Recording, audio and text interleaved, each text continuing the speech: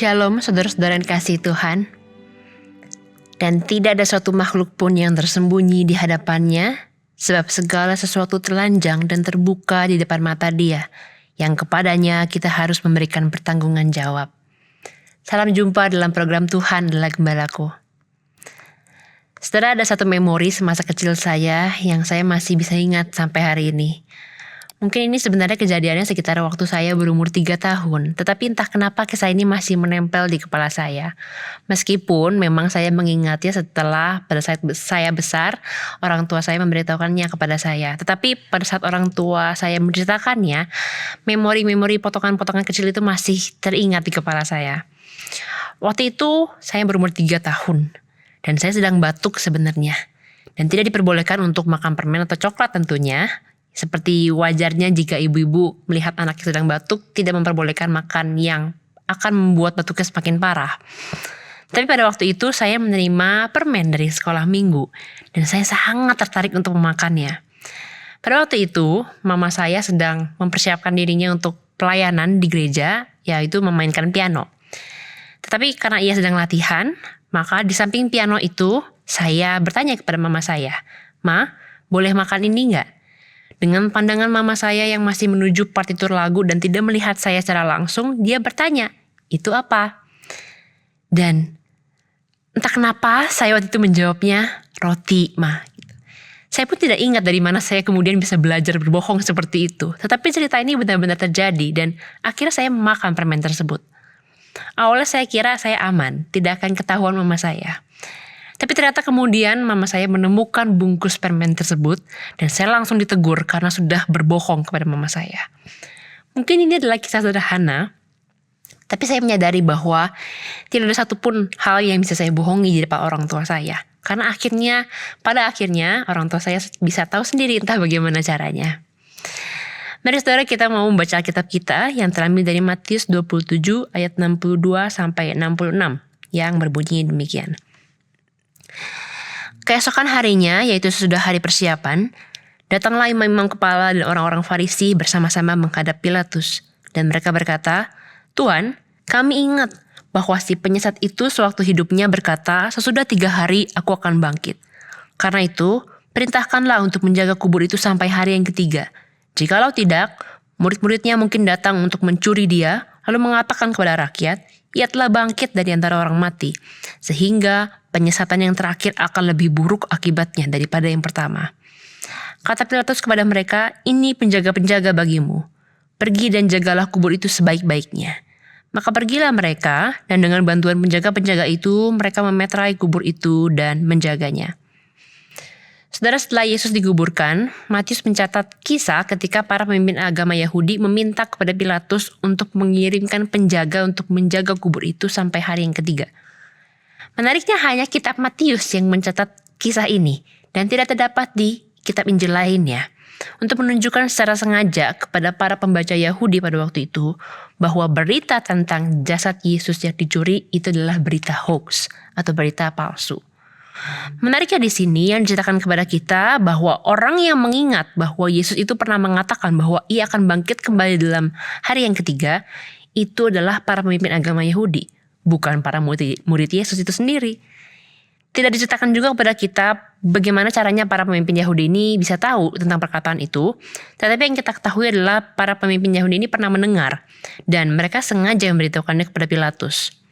Di sini, para pemimpin Yahudi sebenarnya tidak sedang menunjukkan kalau mereka itu percaya kalau Yesus itu akan bangkit kembali. Tetapi mereka khawatir bahwa jasad Yesus akan dicuri. Sehingga kabar yang akan tersiar itu adalah Yesus bangkit. Dan berita sesat itu semakin meluas dan lebih buruk dampaknya daripada kabar-kabar penyesatan sebelumnya. Oleh karena kekhawatiran mereka akan kabar sesat inilah, maka kemudian mereka meminta kepada Pilatus. Kata Pilatus kepada mereka, "Ini penjaga-penjaga bagimu. Pergi dan jagalah kubur itu sebaik-baiknya." Menurut terjemahan bahasa Inggris New American Standard Bible dan New Revised Standard Version, dan juga diyakini oleh beberapa penafsir, kata-kata "ini penjaga-penjaga bagimu" itu sebenarnya kalimatnya adalah "you have a guard of soldiers", yang artinya Pilatus menyuruh mereka untuk memakai penjaga-penjaga mereka sendiri, yaitu penjaga-penjaga bait suci. Maka yang diyakini oleh para penafsir, penjaga yang menjaga kubur Yesus itu bukan tentara Romawi, tetapi justru penjaga-penjaga bait suci dari agama Yahudi. Ini semua menjelaskan juga kenapa di Matius 28 ayat 11 dikatakan bahwa penjaga itu ke kota dan memberitahukan segala yang terjadi itu kepada imam-imam kepala. Kalau tentara itu adalah tentara Romawi, maka seharusnya diceritakan mereka melapor ke Pilatus, bukan kepada imam kepala. Selain daripada itu, saudara, kubur Yesus juga diberikan segel yang berupa alat pengaman resmi. Segel ini berupa alat seperti tali yang diikatkan pada batu yang menghalangi pintu masuk dan pada permukaan batu makam, dengan lilin yang dicap dengan segel Romawi sebagai jangkar di kedua ujungnya, sehingga setiap upaya kerusakan itu dapat terdeteksi. Dan setelah pada Yesus akhirnya bangkit, setelah para penjaga memberitahukan kepada imam-imam kepala apa yang terjadi, maka kemudian diceritakan kepada kita para pemimpin agama Yahudi itu memberikan sejumlah besar uang kepada serdadu-serdadu itu, dan mereka diperintahkan untuk mengabarkan berita palsu. Matius 28 ayat 13 mencatat, kamu harus mengatakan bahwa murid-muridnya datang malam-malam dan mencurinya ketika kamu sedang tidur. Dan memang, pada akhirnya cerita inilah yang kemudian tersiar di antara orang-orang Yahudi hingga hari ini. Saudara, para pemimpin Yahudi berpikir bahwa mereka bisa menipu orang. Mereka tidak mau berita tentang Yesus bangkit itu tersiar, karena sejak awal mereka sudah minta ada penjaga yang memastikan bahwa tidak ada yang mengambil jasadnya Yesus. Dan ketika nampak secara jelas kepada para tentara itu bahwa Yesus telah bangkit, mereka tetap memilih untuk mengabarkan berita yang palsu. Pada saat itu mungkin para pemimpin Yahudi menganggap dirinya berhasil, menang. Mereka mengira mereka telah membungkam kabar kebangkitan Kristus. Tapi pada kenyataannya, mereka itu hanya mempermalukan diri sendiri. Karena yang tertulis dalam firman Tuhan adalah nyata sesuai kebenarannya. Tidak peduli seberapa keras para pemimpin Yahudi berusaha menutupi kebenaran Yesus dengan memberikan penjaga kubur, bahkan dengan memeteraikan kubur segel pada kubur itu, tidak bisa menghalangi kebenaran yang sebenarnya untuk nampak ke permukaan. Tetap ada perempuan-perempuan yang menjadi saksi. Juga ada beberapa murid lain yang berjumpa dengan Yesus. Sehingga kabar kebangkitan itu dipastikan sesuai dengan kesaksian mereka.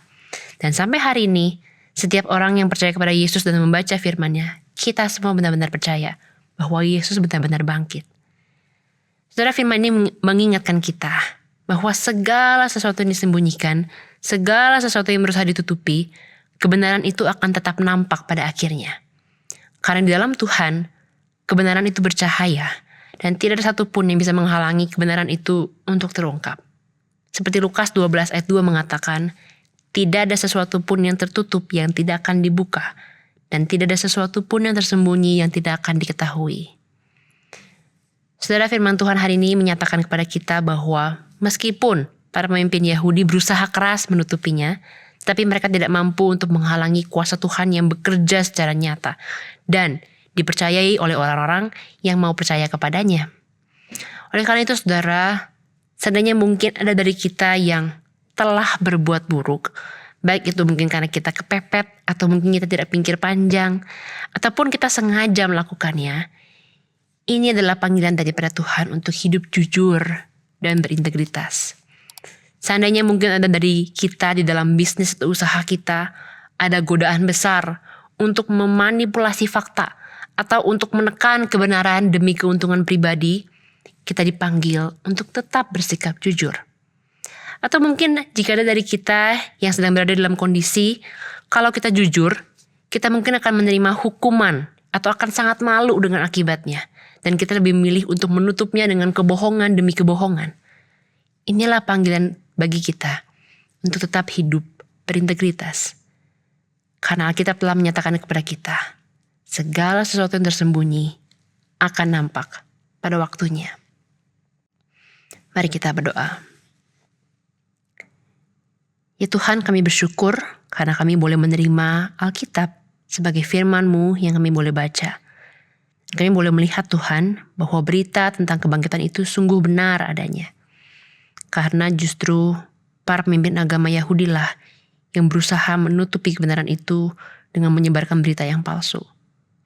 Tapi Tuhan melalui kisah ini justru menjadi panggilan bagi kami. Bahwa sebenarnya segala sesuatu yang kami sembunyikan, tidak ada segala sesuatunya yang bisa tetap diam, bisa tetap tersembunyi. Semuanya itu akan nampak pada waktunya Dan kebenaran itu akan dinyatakan, karena Engkau adalah Allah yang benar. Tuhan, jikalau mungkin ada di antara kami yang masih menyembunyikan sesuatu, berikan kami keberanian untuk mau jujur. Karena kami mungkin takut dengan akibatnya, takut dengan dampaknya, tapi tolong yakinkan kami Tuhan, bahwa Tuhan lebih suka kepada hati yang jujur, kepada hati yang terbuka di hadapan Tuhan. Dan itulah yang dipandang layak oleh Tuhan, yang diperkenankan oleh Tuhan. Tuhan tolong setiap kami, agar setiap kami boleh terus hidup dengan jujur dan berintegritas,